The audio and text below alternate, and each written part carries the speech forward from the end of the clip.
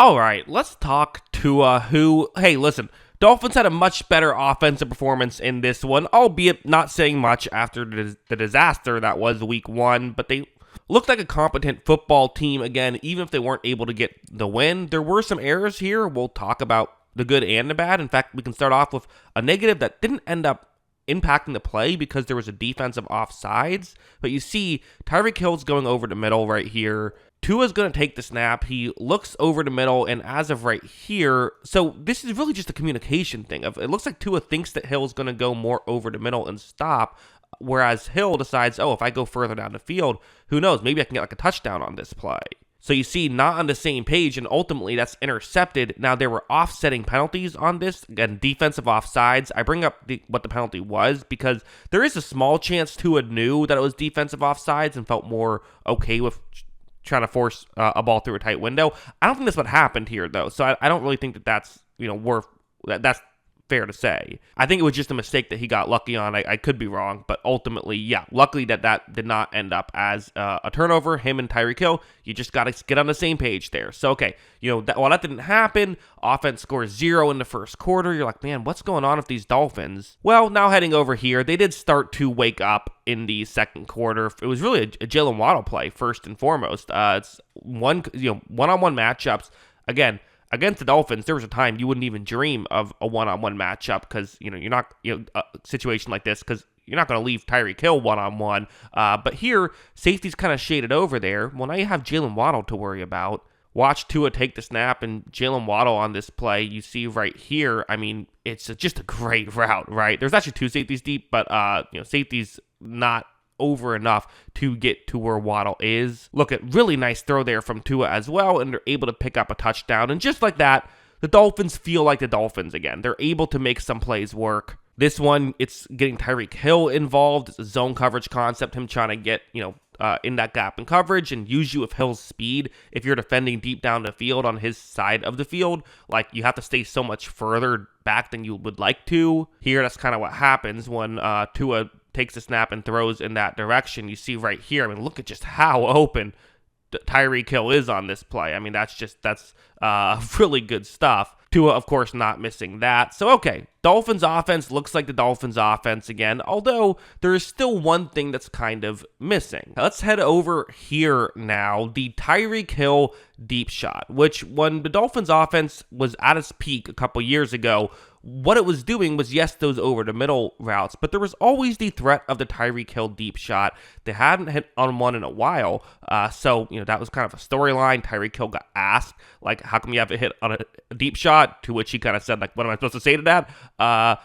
Here, one-on-one matchup on the outside, 3rd and 13. Tua's going to take the snap, and Tyreek Hill, even with the space that is given up, is going to get wide open. I mean, look at how far down the field he is. Now, a slight issue, again, a lot of people have said, oh, this was underthrown. Tua's throwing at his own, 17-yard line. He's getting it, as of right now, Tyreek Hill's already on the opponent's 35-yard line. So it's already, Hill is 50 yards down the field. In theory, really what has to happen is the ball has to come out of Tua's hands quicker, but that's also difficult because he didn't know this was going to get as open, so it's all tough. But also, Hill is able to just adjust to the ball. That's one of his real underrated traits over the years, is it's not just how fast he is down the field, but it's his ability to adjust to the ball and, be a player who, when it's not a perfect throw, find a way to still, make things work, and that's what he was able to do on that play. Also, let's go over to a Jalen Waddle play, why don't we? Just because, very similar to a play I showed you earlier, zone coverage, Waddle's going to try and get, open, similar thing where he has great speed, so the safety has to stay deep. Tua takes a snap. He's going to ultimately, look in that direction. He waits a while, though, trying to make sure that he doesn't give away where he wants to go with the football. Tua's always been great at using his eyes, and then when he makes the throw, they're able to get a big completion. So, okay, plenty of positives. I hurried through those a little bit, but there were plenty of positives here to take away, and that's the good news for the Dolphins. Is after week one, it's like, okay, do we need to just get rid of Tua and get rid of Tyreek Hill and get rid of Jalen Waddle and start all over? That was always going to be a bit of an overreaction. But you were worried at the very least you need sweeping changes beyond just a coaching change. At least you saw these positives, and maybe that's not what you need entirely. Although There were also the negatives. Let's get into the end of game situation. So here, Dolphins are down just 3 points here with 3 minutes and 18 seconds left, trying to get at the very least into field goal range. Obviously, you'd love a touchdown to take the lead, and you'd love to kill some clock if you can score. Tyreek Hill going to try and get in a gap in coverage over the middle, and spoiler alert, he's going to succeed. However, when Tua takes the snap, I mean, you look, this is as open as you could ask for in the NFL. I mean, this is fantastic. And sometimes I always wonder with certain plays, like, is there a communication issue? You know, that play earlier, we saw it definitely was a communication issue. Not always what happens on these misses, and I don't think that's what happened here, because this is how you usually want to run this route, and the ball just goes way high. And, you know, for Tyreek Hill, he's even more frustrated because it looked like the safety kind of slipped when he was getting in position. Maybe Hill could have caught it, turned around, and ran for a touchdown. I'm sure that's what he's thinking. Would that have been able to happen if it was caught? I don't know. But ultimately, at the very least, that's enough to put you on the outside of field goal range and give you a chance.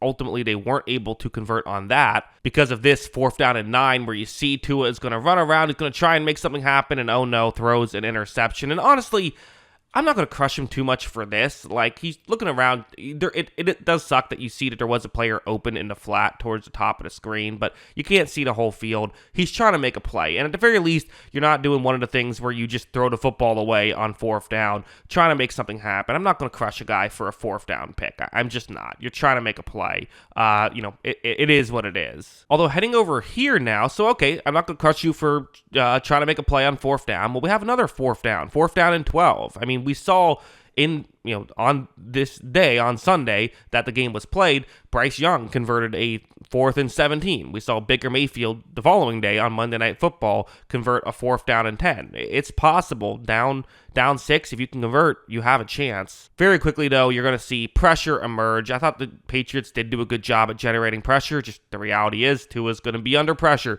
this season. It's going to be something you have to live with. Again, last time he tried to make a play, you got to get the ball out here. There's nothing worse than a sack on 4th down. It feels like you don't even get a chance. And that's going to be exactly what happens, and that's the ball game right there, which, I brought up Bryce Young. He actually got sacked on 4th down as well after converting to 4th and 17. It's tough. It's difficult, but, just because you need 12 yards doesn't mean the pressure's going to get there slower. You still kind of got to get rid of the ball when you usually get rid of the ball, or find a way to get yourself more time. So, didn't love that. Ultimately, this was a fine day by Tua. In fact, I would say this is probably a pretty good day from Tua. I mean, yes, there was a special team score, so it was only 20 points throughout the 60 minutes, but that's still, much better performance than last week.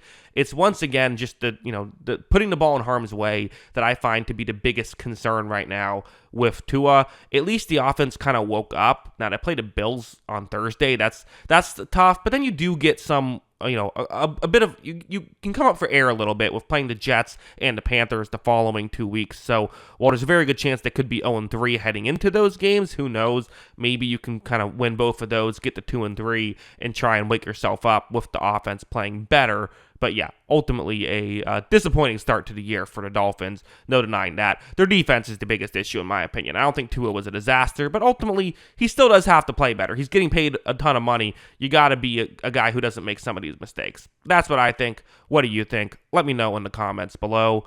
Always love hearing from you. And of course, as always, thanks for watching.